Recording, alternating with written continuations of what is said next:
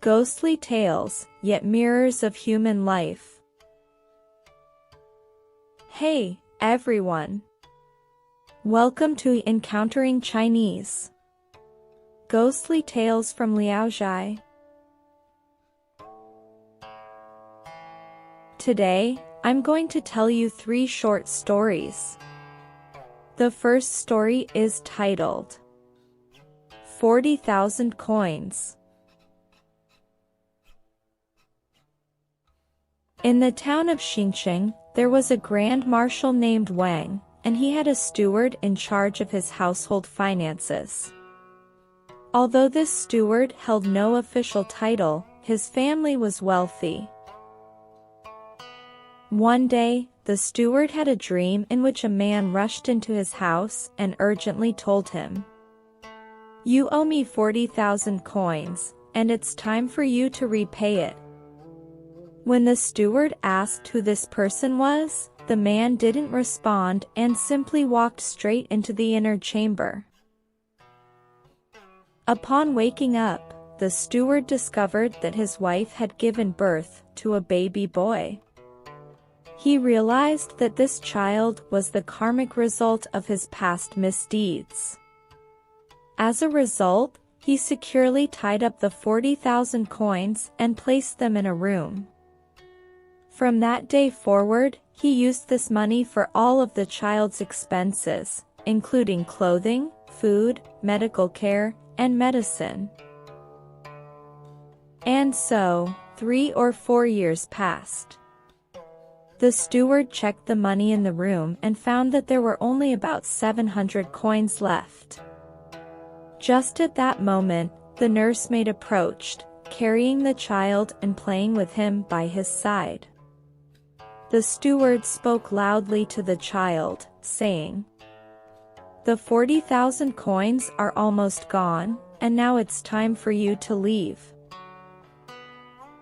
As soon as the steward's words fell, the child suddenly furrowed his brow, his face changed color, his neck drooped, and his eyes stared straight ahead.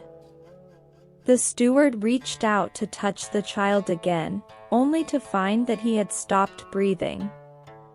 In the end, the steward used the remaining money to buy burial necessities and laid the child to rest. This story, in later times, became a cautionary tale for debtors.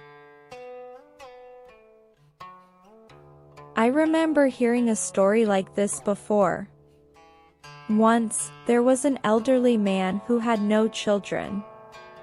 He sought counsel from a venerable monk, asking why, despite doing many good deeds, he still had no son.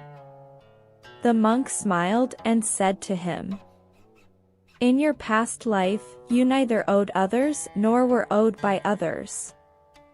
So why should you have a son?" The monk's meaning was likely that if a person has a good son, it may be because someone else reincarnated to repay the person's kindness. Conversely, if someone has a wayward son, it could also be a way for others to settle debts with that person. Therefore, those who have sons need not be overly joyous, and those who lose sons need not be excessively sorrowful. The second story is titled The Spiritual Official.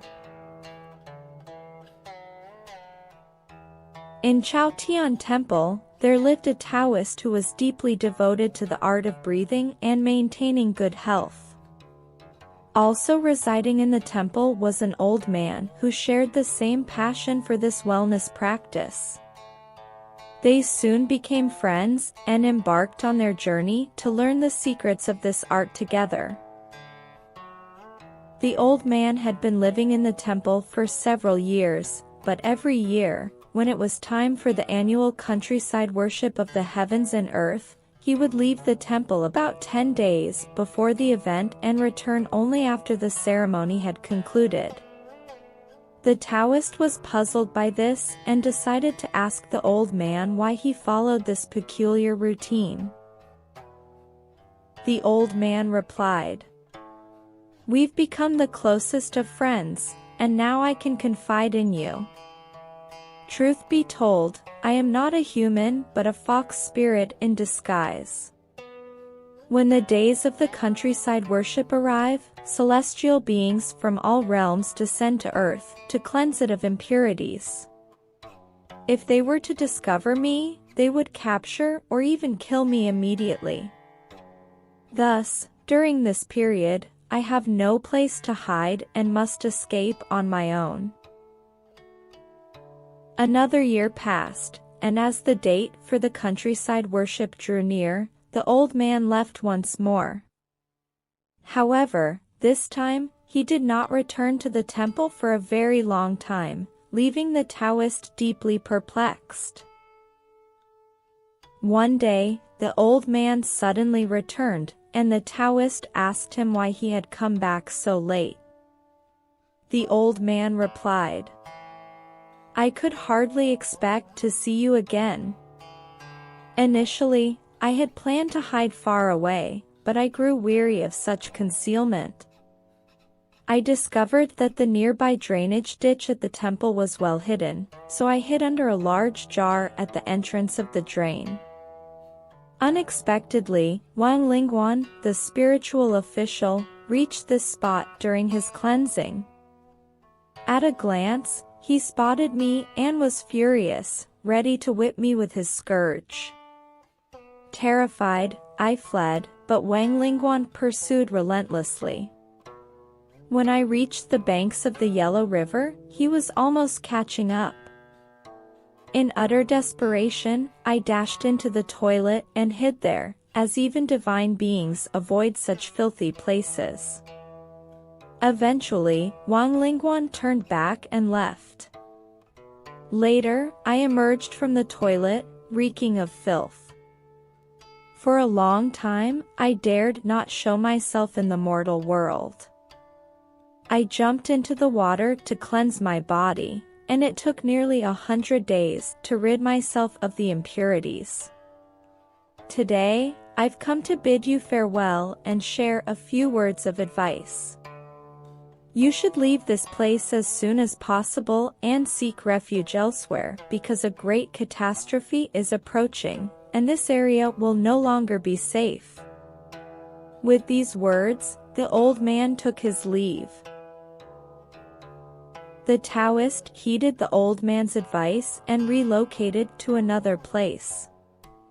Before long, a cataclysmic event known as the Jiashan Rebellion occurred, marking the fall of the Ming dynasty and the rise of the Qing dynasty. Wars brought devastation to the land, and the people suffered greatly. The third story is titled Eagle Tiger Deity.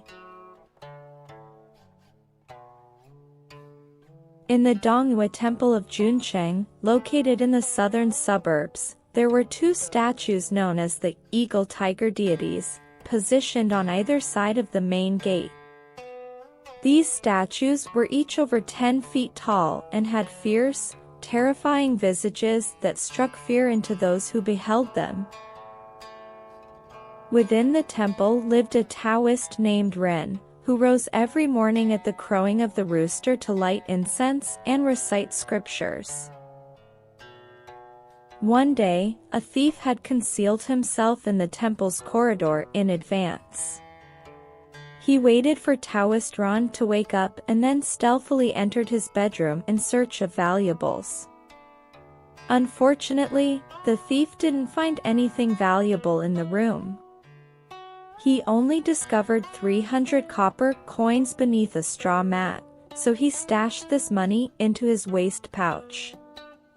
The thief opened the door and fled, intending to escape to Mount Shenhua. The thief fled southward for quite some time until he reached the foot of Mount Shenhua.